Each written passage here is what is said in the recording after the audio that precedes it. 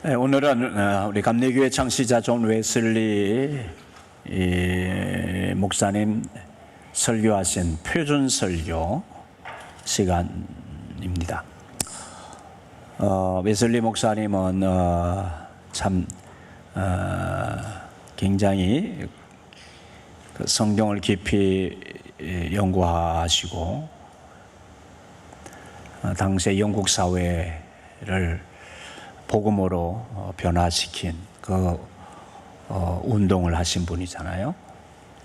그런데 이분이 그 옥스퍼드 대학에서 성경 공부반을 만들고 개학시에 그러면서 이제 소그룹 운동을 해서 영국 사회가 변화되고 감리교회가 탄생하죠.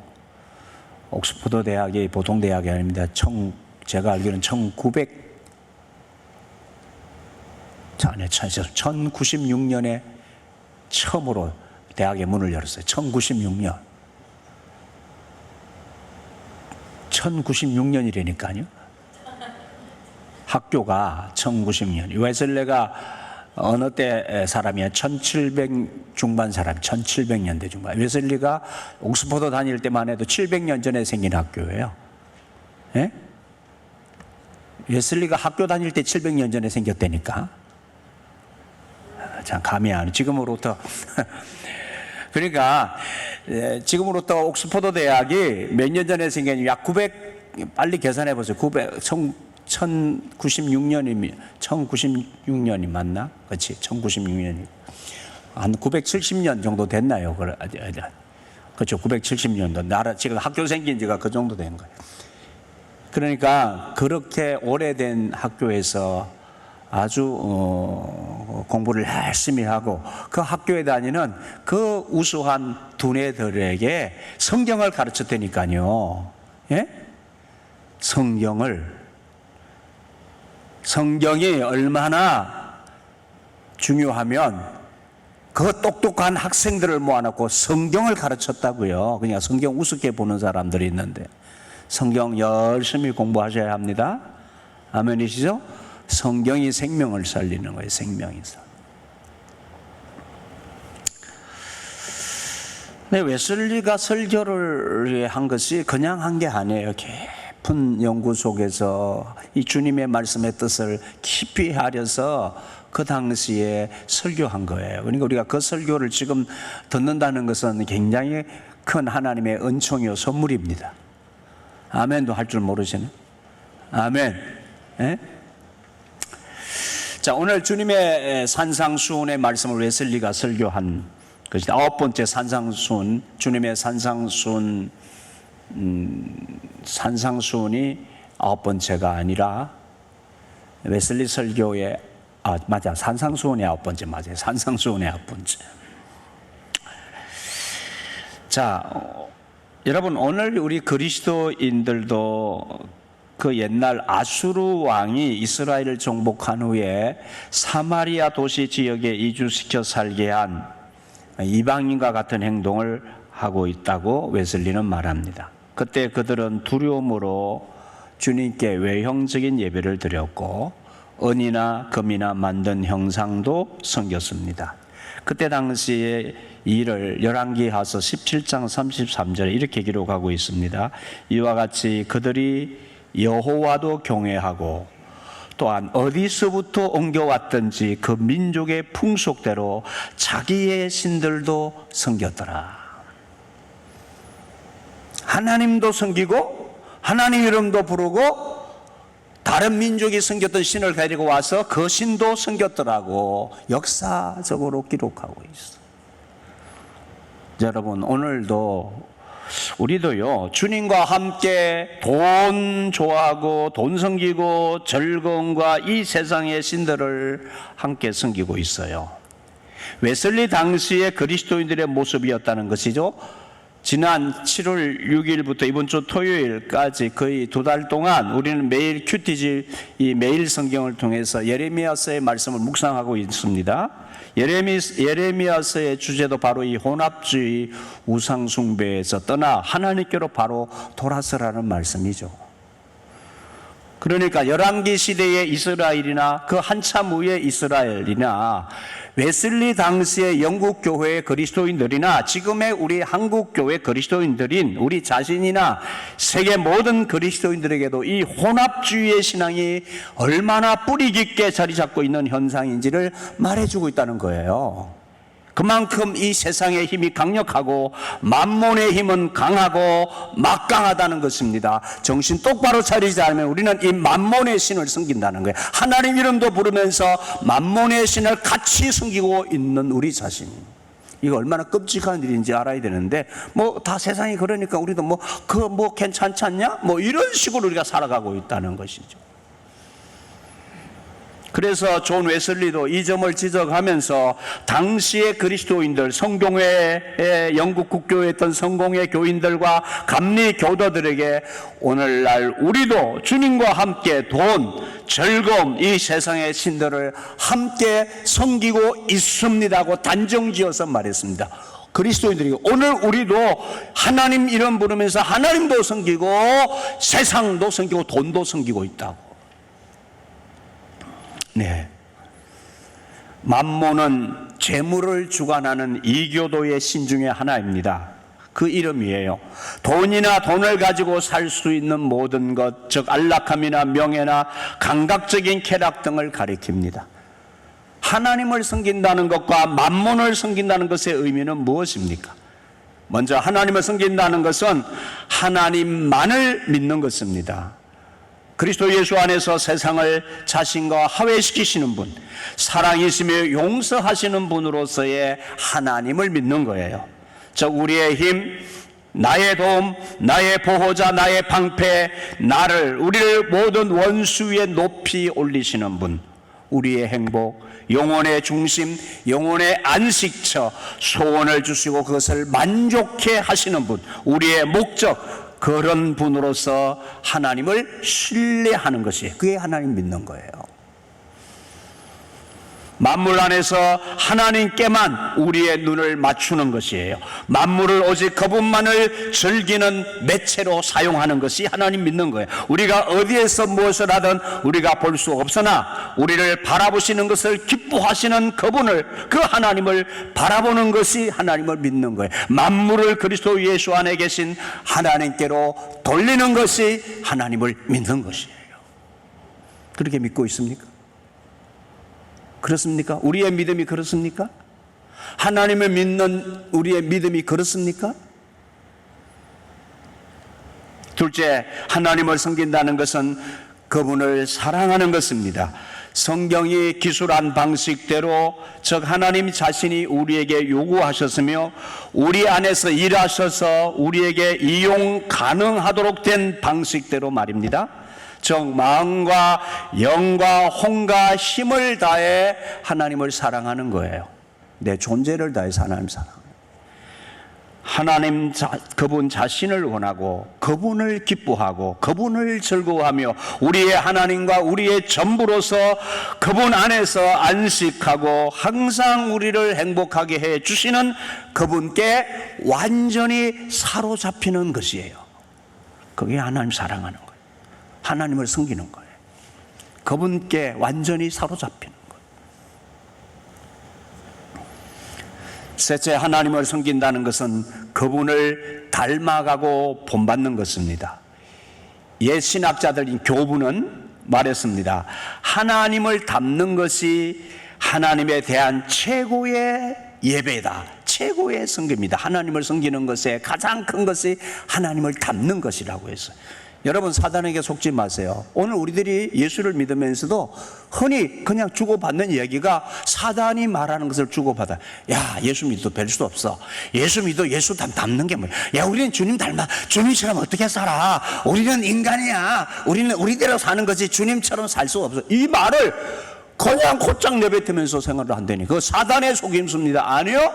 하나님을 섬긴다는 것은 하나님을 닮아가는 것이라니까요. 아멘. 주님을 섬긴다는 것은 주님을 닮아가는 것을 말하는 거예요. 주님처럼 사는 것을 말하는 거예요. 그런데 왜 우리는 주님처럼 살려고 하지 않죠? 왜 하나님이 우리에게 알려주신 하나님의 성품을 따라서 하나님이 우리에게 알려주신 대로 하나님을 닮아가려고 하지 않죠? 아유, 하나님과 우리는 달라 이러면서 우리는 매일 딴짓을 하고 산다고요. 그게 당연한 거죠. 사단의 속임입니다. 사단의 속임입니다. 주님은 말씀하셨죠. 너희는 나를 본받는 자가 되라고.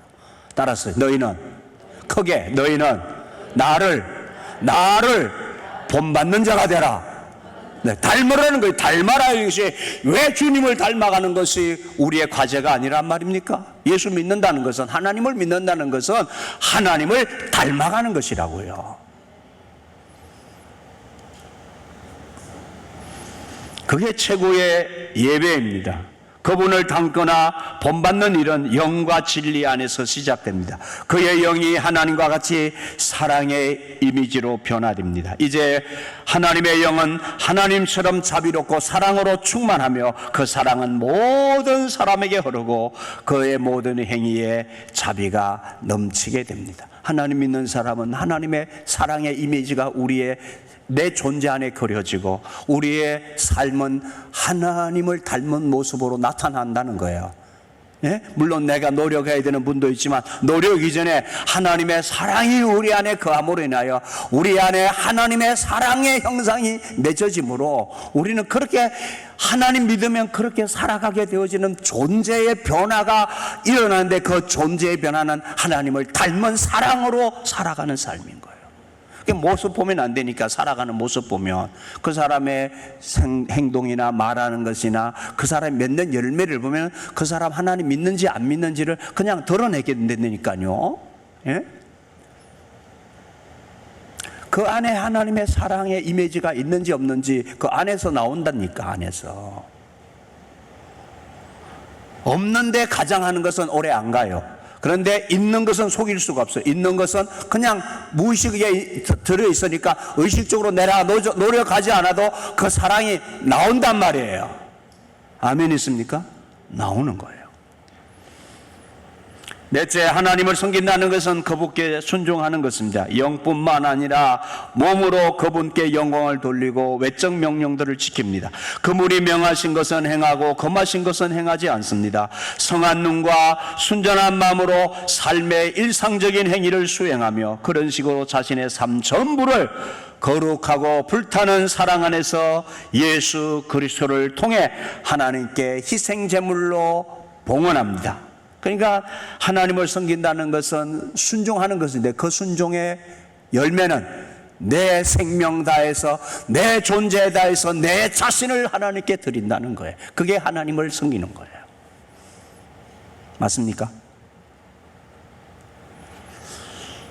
오늘 우리의 시대의 현저한 특징 중에 하나가 만몬을 따르고 있다는 것입니다. 사람들 스스로 다 압니다. 만몬주의에 빠져 산다는 것을요. 잘못되었다고들 하며 탄식들 하잖아요. 아이고 세상 참 말세야.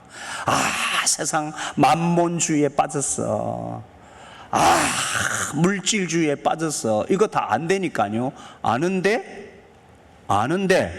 그것을 따른다니까. 알면서 말하면서 따른다니까요. 이 세상 사람들이 잘못된 것을 알면서도 그 만몬을 숭배하며 따른다는 거. 이 기가 막힌 현실이에요. 여러분, 예수님이 복음 사역을 시작하시면서 성령님께 이끌려서 강야에서 40일 금식하면서 사단에게 시험을 받으신 세 가지 항목이 있잖아요. 이 세 가지 항목이 사실은 다 만몬주의입니다. 다 만몬주의. 이것을 물리치시고 이기시고 하나님의 뜻에 순종하셔서 인류 구원의 길을 향한 그 십자가의 길을 걸으신 것입니다. 여러분, 사람을 현혹해서 시험하는 가장 강력한 우상이요, 하나님을 바로 섬기지 못하게 하는 우상이 바로 만몬의 우상입니다. 알면서도 섬기며 따라간다니까요. 여러분, 우리가 자녀를 키울 때에 보통 우리들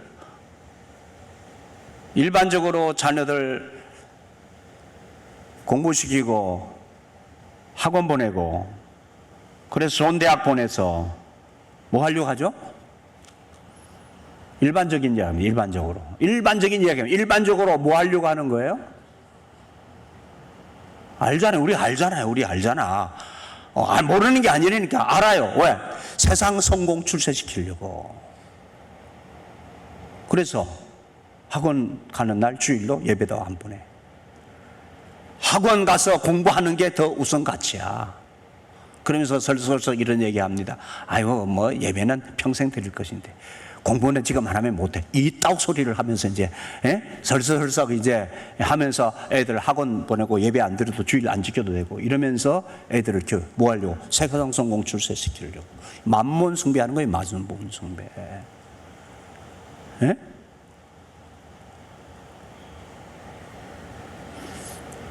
안 되니까요. 알면서도 그 길을 따라간다고요.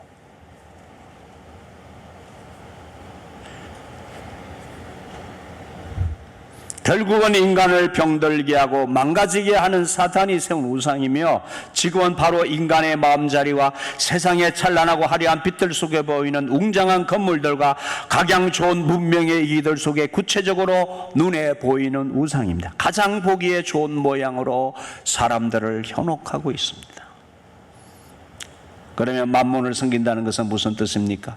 첫째, 만몬을 섬긴다는 것은 재물, 돈 혹은 그것으로 살 수 있는 모든 것을 우리의 힘으로 삼고 한낱날에 우리를 위로하고 건져줄 도움, 행복의 출처로 신뢰하는 거예요. 그러니까 이 만몬이 우리의 힘이야. 한낱날에 나를 위로해주고 나를 건져줄 도움이 되는 거야. 그것이 행복의 출처요 기반으로 삼고 그것을 그렇게 신뢰하는 거예요. 그게 만몬 섬기는 거예요. 즉 인간의 삶의 위로와 평안이 소유의 규모에 있을 것이라고 추측하고 눈에 보이는 것들 안에서 안식을 구하고 외적 풍요로움에서 평화를 찾으며 이 세상 것들 안에서 만족을 기대하는 일입니다. 만몬을 섬긴다는 것은 이런 식으로 세상을 우리의 궁극적 목적으로 삼는 행위를 가리킵니다. 영원한 것에 대한 소망 없이 오직 부의 증가와 그것이 주는 기쁨이나 영광을 구하는 일, 사라질 것들을 풍요롭게 소유하는 일에만 몰두하는 것이 만몬을 섬기는 것입니다. 둘째, 만몬을 섬긴다는 것은 세상을 사랑하는 것입니다. 세상 자체를 원하고 그 안에 것들에 기쁨을 두고 우리 마음을 세상 위에 세우고 그 안에서 행복과 안식을 찾는 것입니다. 그런데 웨슬리는 이 점에 대해서 이렇게 중요한 이야기를 합니다. 이 세상이라는 부러진 갈대는 우리 영혼의 무게를 감당치 못할 것입니다. 여러분, 이 세상이라는 것이 우리가 기댈 내 몸을 지탱해주는 가장 중심이 허리지 않습니까? 허리가 힘이 있어야 몸이 지탱이 되잖아요. 그런데 이 세상이요, 웨슬리가 보는 이 세상은 부러진 갈대라는 거예요. 부러진 갈대인데 사람들이 어리석게도 이 부러진 갈대가 무슨 힘이 있는 것처럼 그것에 의지하고 산다는 거예요. 부러진 갈대를 의지하고 산다. 이 어리석은 인간이라는 거죠. 여러분, 세상이 주는 것이 여러분이 힘이라고 생각하는데 그게 부러진 갈대라는 거예요. 부러진 갈대. 근데 그 부러진 갈대를 의지하려고 온갖 힘과 정열을 다 쏟고 산다. 다시 말하면 이 세상이라는 부러진 갈대는 우리 영혼의 무게를 감당치 못할 것입니다. 네, 그렇습니다. 절대로 내 인생의 존재를 세상이 감당할 수 없어요. 세상 힘 없어요. 하나님이 우리의 도움이시요, 하나님이 나의 방패시요, 하나님이 나의 의지할 도움이시요 힘이십니다. 아멘. 근데 그가 잘 안 믿잖아요. 여전히 세상을 따르잖아요. 셋째, 만몬을 섬긴다는 것은 이 세상을 닮아가고 그것에 일치되어 가는 것입니다. 의도뿐만 아니라 욕구, 성격, 감정 등이 이 세상에 최적화되도록 변화됩니다. 이 땅의 것에 묶여 있어 그 마음이 점차 세속적이고 감각적이 되며 자기를 사랑하고 스스로를 자랑하며 사람의 찬양을 즐겨하고 꾸짖음을 싫어하고 악을 악으로 갚습니다. 교회학교 아이들을 이렇게 어릴 때부터 초등학교 때부터 교육을 시키고 그러면 그때는 엄마 아빠 손 붙잡고 교회 오잖아요. 근데 이게 자기가 크면서 잘하고 하는 게 생겨. 잘하고 하는 게 생기면 이제 점점 세상에 눈을 뜨게 돼요. 세상에 눈을 뜨게 되면은 이제 교회에서 가르치는 하나님보다 세상의 눈이 더 밝아져. 그래가지고 이제 예수가 하나님이 그 안에 없게 되면은요, 점점 아이들이 세상을 사랑하게 돼요.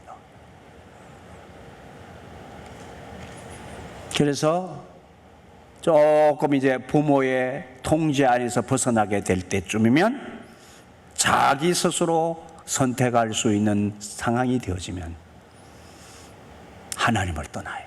어디를 향해서? 세상을 향해서 갑니다. 교회에서 예배드리고 하나님 안에 사는 게 불편해지기 시작하는 거예요. 마음대로 살고 싶은 마음이 생기죠. 이 세상을 닮아가고 싶은 마음이 생깁니다. 그래서 세상 것에 대해서 감각적이 되고 자기를 사랑하고 스스로를 자랑하고 사람의 찬양을 즐거워하고 그래서 세상 길로 갑니다. 그래서 이제 탕자처럼 가서 망가져 봐야 그때 이제 헛된 것인 줄 알고 돌아오긴 합니다만은 그 좋은 시설을 다 보내고 난 다음이죠.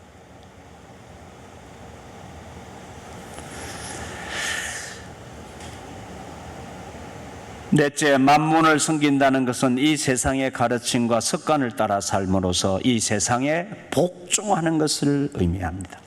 사람들을 따라 넓고 평탄하며 잘 다져진 길을 걷는 것을 말합니다.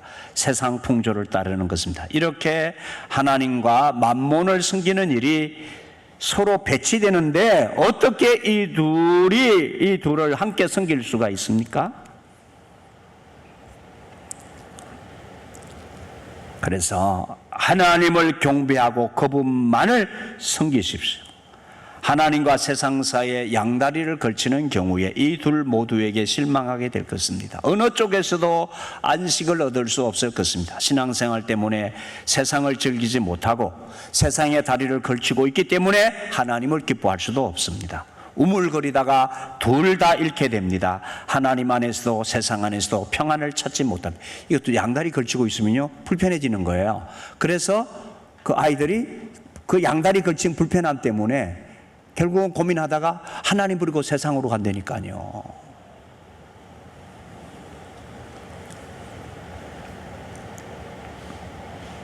양다리 걸치고 있으면 항상 불편해져요. 어느 한쪽을 선택하게 돼요. 불편해져서. 일관된 마음을 가지십시오. 둘을 모두 그것도 온 마음을 다해 섬길 수는 없습니다. 하나님과 만몬 이 둘은 극명하게 상반된 존재이며 절대로 화목할 수 없습니다. 한쪽을 섬기려면 반드시 다른 쪽이 부인되어야 합니다. 재물이나 이 세상의 것을 의지하고 그 안에서 여러분 행복을 구하십니까? 그러면 여러분은 절대로 하나님을 사랑할 수 없습니다. 여러분의 서성과 아비는 웨슬리 이렇게 말합니다. 마귀입니다. 이렇게. 여러분, 지금 우리는 하나님을 섬기는 것 같은데 웨슬리가 이 설교하면서 세상을 사랑하면서 양다리 걸치고 사는 여러분은, 여러분의 서성, 여러분의 부모는 마귀입니다. 이렇게. 네, 잘 들으셔야 돼요. 깜짝 놀라면서 들으셔야 돼요. 여러분, 우리가 하나님이 나의 부모이시고 하나님이 나의 전부이시고 내가 정말 그분을 섬기는 것인지 우리가 마귀를 섬기고 있는 것인지를 잘 생각하셔야 돼요. 하나님 믿는데 하나님 이름 부르는데 아니요. 마귀를 섬길 수 있다는 거예요. 마귀를.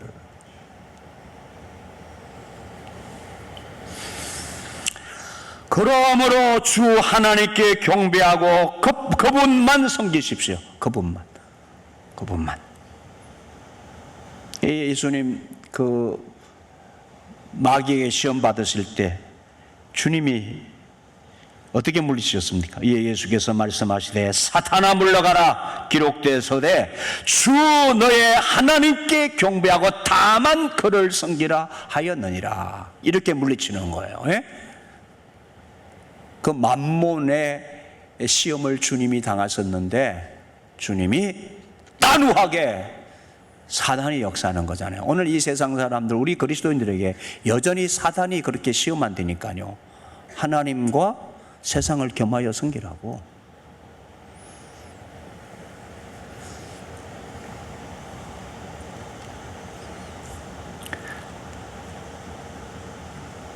하나님과 만몬을 두 주인으로 순종하고 함께 섬기지 마십시오. 하나님 외에 누구도 여러분의 목적, 도움, 행복으로 여기지 마십시오. 그분을 알고 사랑하고 기뻐하는 일 외에 무엇도 여러분의 삶의 목적으로 삼지 마십시오.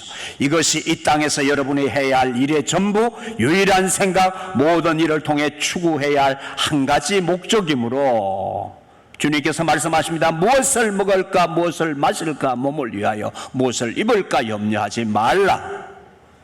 이 말씀 참으로 깊고 중한 이 지침은 잘 이해할 필요가 있습니다 라고 했습니다. 그렇습니다. 하나님께서 나의 인생에서 물질을 계속해서 다루고 계십니다. 이것은 한 번의 테스트로 끝나지 않습니다. 평생 하나님은 나의 심중을 저울질하십니다. 물질이냐, 세상이냐, 아니면 나냐, 아니면 재물과 나를 겸하여 섬기는 것인지를 하나님은 평생 우리를 다루신다고요.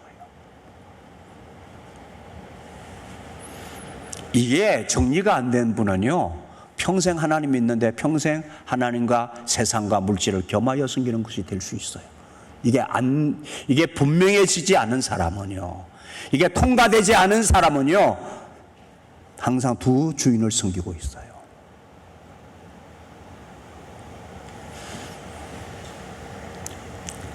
하나님 평생 이 가지를 다루신다는 거예요. 넘어섰느냐?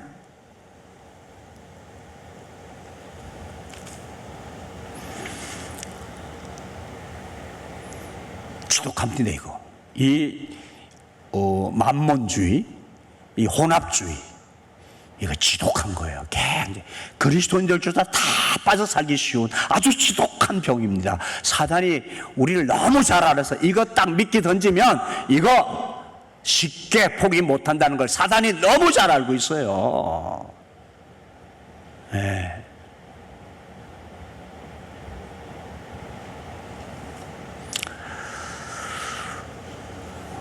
먼저 하나님의 나라와 그 의를 구하십시오. 여기서 주님은 이 세상의 삶에 대해서는 어떤 생각도 하지 말라고 금하시는 것이 아닙니다.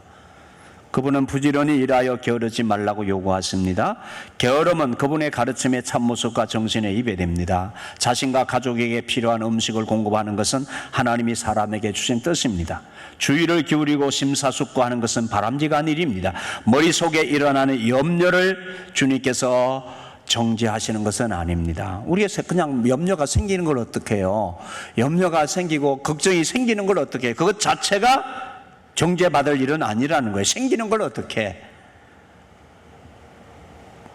그걸 물리치라는 거예요. 물리치라는 거예요. 생기는 것을 물리치라는 거예요. 걱정과 염려는 영혼과 마음을 상하게 합니다. 그분이 금하시는 것은 내일 일을 미리 염려하여 오늘 받을 복을 망치는 그런 근심입니다.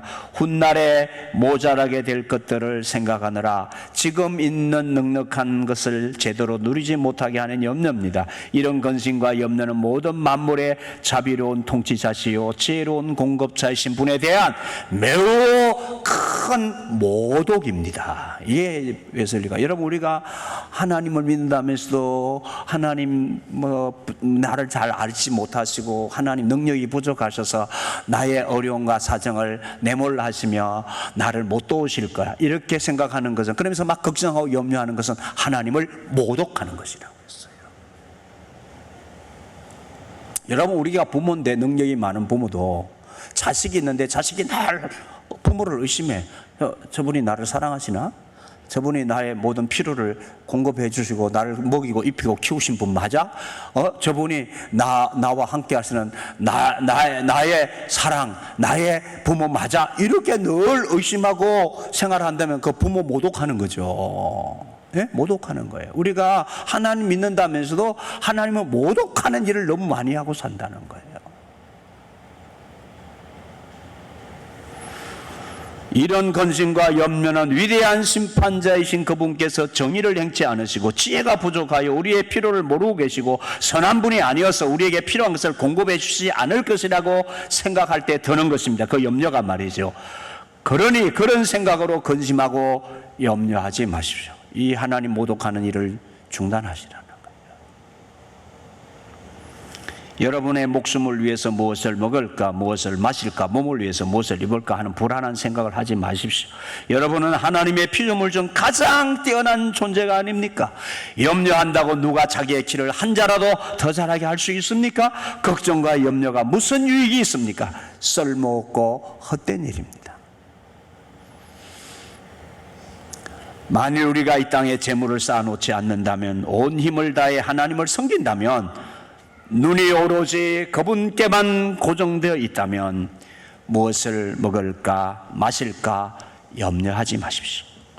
여러분의 하늘아버지께서는 이 모든 것이 필요하다는 사실을 알고 계십니다. 그리고 그것들을 끊임없이 공급받을 수 있는 길을 제시하셨습니다. 그 길이 뭐냐? 33절 말씀입니다. 우리 다 같이 다시 한번 33절 같이 읽겠습니다. 너희는 먼저 그의 나라와 그의 의를 구하라. 그리하면 이 모든 것을 너에게 더하시리라. 먼저 우리가 이 염려하지 않고 걱정하지 않고 살게 되어서 하나님께서 우리의 모든 필요를 아시고 채워주실 그 길이, 주님이 제시하신 길이 있는데, 너희는 먼저 하나님의 나라를 구하라. 먼저 하나님의 나라를 구하라는 것입니다. 여러분, 걱정과 염려 전에 먼저 우리가 멸망하지 않도록 자신의 독생자를 내어주신 우리 주 예수 그리스도의 아버지께서 여러분의 영혼 안에 자기 자신을 드러내시고 우리 안에 거하며 다스리시는지 관심을 가지십시오. 오직 하나님 외에 다른 누구도 내 마음 안에서 나를 다스리지 못하게 하십시오. 하나님께서 여러분의 유일한 소망과 기쁨, 사랑이 되도록 하십시오. 그리하여 마음속에 있는 모든 것이 끊임없이 전능하신 주 하나님께서 나를 다스리신다고 외치게 하십시오. 여러분이 점검하시라는 거예요. 내가 이 세상에서 하나님의 그 부요와 하나님의 은혜와 사랑, 그 도우심의 은혜를 내가 경험하지 못하고 산다면 내 안에 하나님의 나라가 이루어져 있는지 관심 가지시라, 점검하라 그 말이에요. 그러니까 우리가 내 안에 예수 그리스도를 통해서 하나님께서 이루신 하나님의 나라가 있냐? 하나님의 나라의 가장 중요한 의미는 통치의 개념이에요. 통치. 하나님이 나를 다스리시고 하나님께 내 인생의 모든 것을 맡기느냐 그 말입니다. 방금 전에 얘기가 같은 거예요. 하나님의 나라가 내 안에 있느냐, 내 안에 온갖 세상의 나라로 가득 차 있느냐. 하나님이 내 인생을 다스리시고 계신지, 내가 그분께 완전히 정복당하여 그분께 순종하는 삶이 내 인생인지 내 마음을 살펴라. 그게 잘못되어 있어서 우리가 이 세상에서 늘 하나님의 그 부요와 하나님의 아름다운 것을 누리지 못하고 산다고 말이에요. 예? 그거 먼저 점검해요. 여러분, 하나님의 나라가 여러분 안에, 마음 안에 이루어져 있습니까? 하나님이 여러분의 존재를, 여러분의 존재 자체를 통치하고 계십니까? 만약에 그렇다면 우리의 삶은 정말 놀라운 변화가 있을 거예요. 놀라운 변화가 있을 거예요.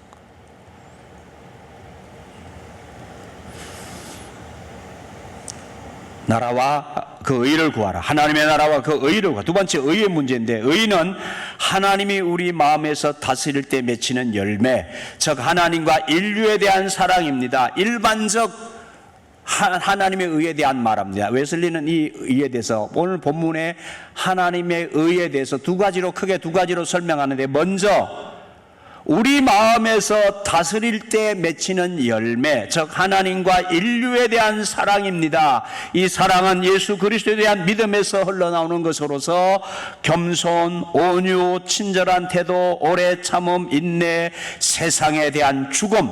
세상에 대한 죽음이 뭡니까? 내가 세상을 따르지 아니하고 나는 세상에 대해서 예수님과 함께 죽은 자야. 나는 이제 하나님의 나라에서 사는 사람이야. 세상의 가치에 따라서 사는 사람이 아니라 세상에 대해서 죽었어요.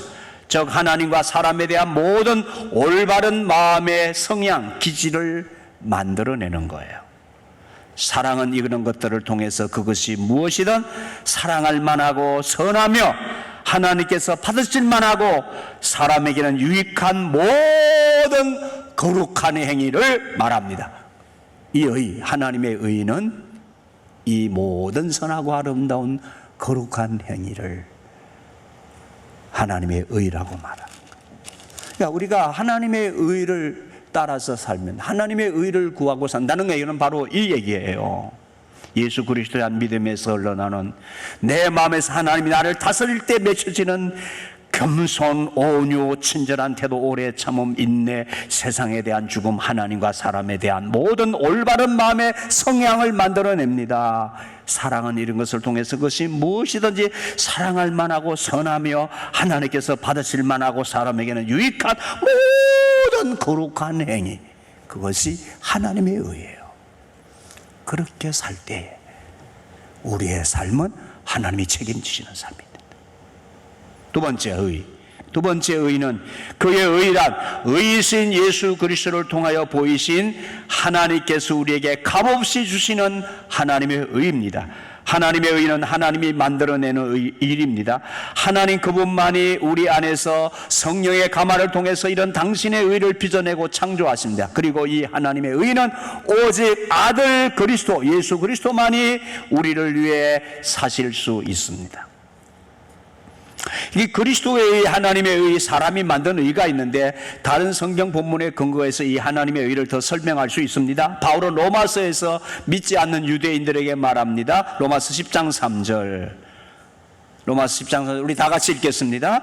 하나님의 의를 모르고 자기 의를 세우려고 힘썼다. 이 말의 의미는 유대인들과 율법에 대해서 자기 의를 세우는 유대인들과 이 세상 사람들이 다 자기 나름의 어떤 도덕적인 기준, 자기 나름대로의 양심의 기준, 선의 기준으로 자기 의를 내세우고 산다는 거예요. 근데 그것이 하나님의 의를 이룰 수 없어요.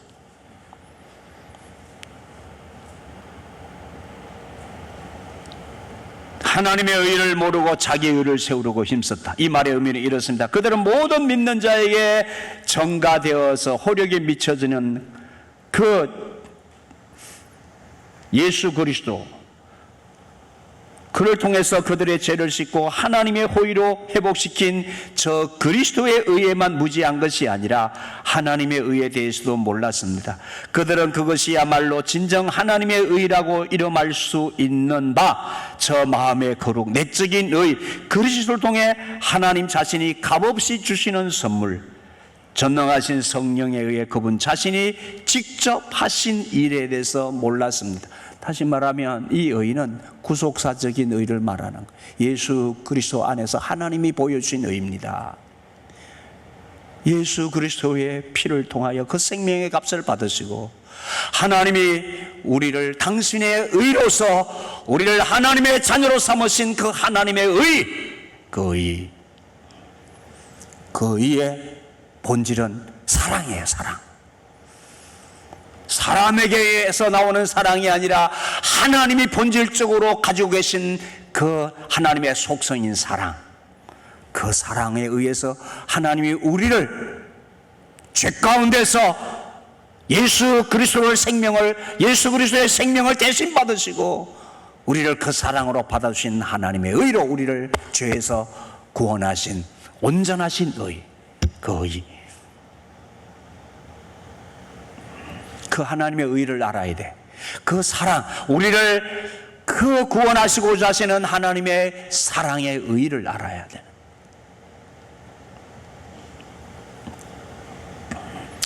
이 하나님의 의에 대해서 무지했기 때문에 사람들은 자기 스스로 자신의 의를 세우려고 했던 것입니다. 유대인들도 그렇고. 다 사람들은 자기 나름대로 의의 기준을 가지고 산다니까요.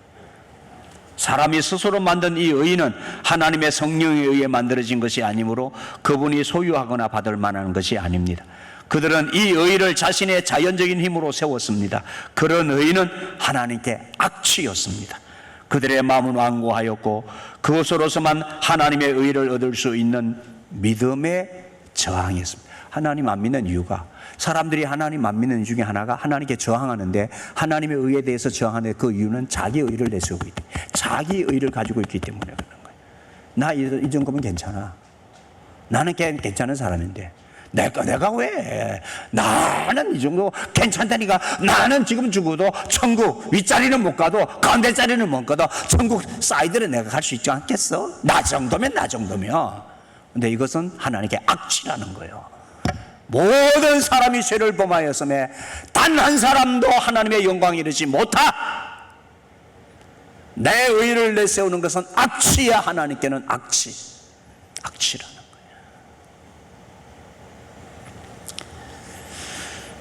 그리스도는 믿는 모든 자가 하나님의 의를 얻을 수 있도록 사람의 세우는 의를 끝내신 분이라고 합니다. 다 이루었다고 주님 십자가에서 선언하셨죠. 십자가에서 죽으시면서 다 이루었다 하신 이 말씀은 인간의 의를 끝내시고 하나님의 의로서 인간을 죄에서 풀어서 구원하신 하나님의 사랑이 이루어졌다는 것을, 하나님의 의의 승리를 선포하신 말씀이다 그 말이에요. 그분은 당신의 피로서 단 한 번 드려진 그분 자신을 드림으로써 더 나은 의, 즉 하나님의 형상을 믿는 자의 내밀한 영혼 속으로 가져 들어오시려고 외적인 의식과 규례와 율법을 끝내신 것입니다. 그러므로 여러분은 먼저 이 하나님의 나라를 여러분의 마음에 구하십시오. 이 하나님의 선물, 그분이 이루신 일, 여러분의 영혼 속에서 새로워진 하나님의 형상을 먼저 구하십시오. 하나님 안 믿고 예수 안 믿는 사람은 하나님의 의 가운데서 살아갈 수가 없어요. 예수 모르고 하나님 안 믿는 사람은 먼저 앞서 말한 그 의의 열매도 절대로 맺을 수가 없어요. 안 맺어져요. 그러므로 이 하나님의 의를 여러분 받으셔야 돼요. 이 의를, 하나님의 의를 구하여 하셔야 돼요.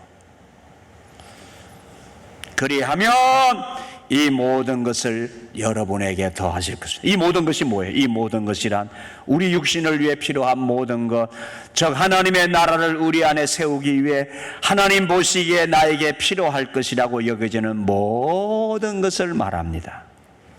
하나님은 그것이 무엇인지 아시고 공급해 주신다는 말입니다.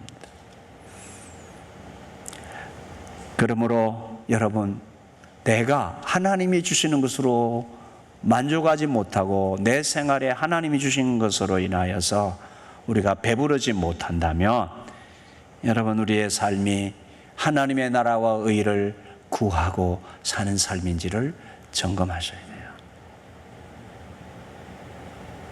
그러므로 내일 일을 염려하지 말아라. 그래서 하나님의 나라와 의를 구하고 그 안에 사는 사람은 내일 일을 염려하지 않아요. 하나님은 그분이 주신 그 영적 생명을 유지시키기 위해 여러분에게 필요한 것을 오늘 공급해 주십니다. 그것으로 충분합니다. 여러분 자신을 하나님의 손에 맡기십시오. 하루 더 살게 된다면 하나님께서도 그날을 위해 여러분에게 필요한 것을 공급해 주실 것입니다. 무엇보다도 앞날의 일들을 걱정하느라 오늘 마땅히 해야 할 의무를 소홀히 하지 마십시오. 이런 모습이 우리 가운데 얼마나 흔히 벌어지고 있습니까? 매일 먹을 양식을 일단 확보한 후에 하나님을 섬기겠다고 말합니다. 우리는 영원한 것을 준비하고 싶어 하면서도 이 세상에 살아가는 데 필요한 것들이 혹시 부족하지는 않을까 두려워합니다. 그런 식으로 하나님을 저버린다면 하나님의 나라와 그분의 의에 이르지 못합니다. 그리고 이에 더해지는 다른 것들도 얻지 못합니다. 오늘 말씀에서 검하고 있는 내일 일을 위하여 염려하는 또 다른 모습이 있습니다. 영적인 일이라도 잘못된 방식으로 염려하는 경우입니다. 혹시 내일 내가 어려운 일 시험 당하지 않을까, 어떤 유혹에 빠지는 것은 아닐까 하고 걱정하지 말라는 거예요. 이 또한 위험한 올무입니다. 시험이 닥쳐오면 어떻게 하지? 내가 어떻게 하면 견뎌낼 수 있을까? 라고 생각하지 마십시오. 여러분에게는 지금을 견뎌낼 힘이 없습니다. 그리고 그 원수도 지금은 여러분을 공격하고 있지 않습니다. 하지만 시험이 닥쳐오면 은혜도 함께 찾아옵니다.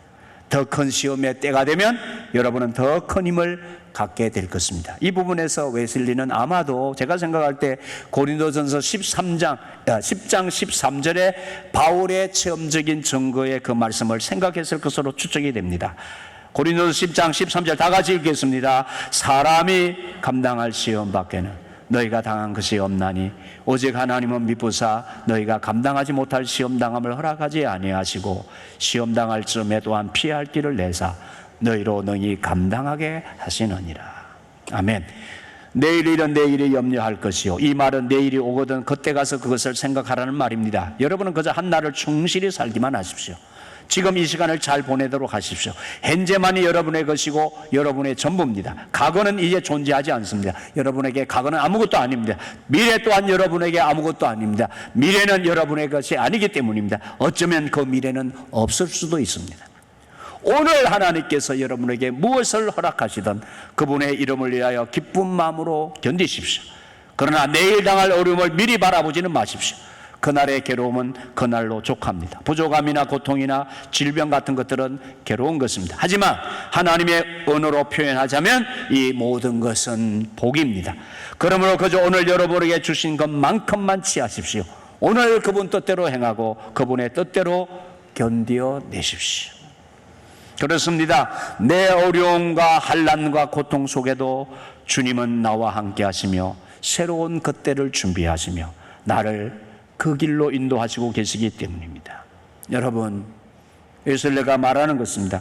항상 주님의 그 섬세한, 그 우리를 향하신 자세한 사랑을, 그 손길을 느끼시기를 바랍니다. 라고. 주님의 그 섬세한, 그 자상한 손길을 느끼시기 바랍니다. 기도하시죠.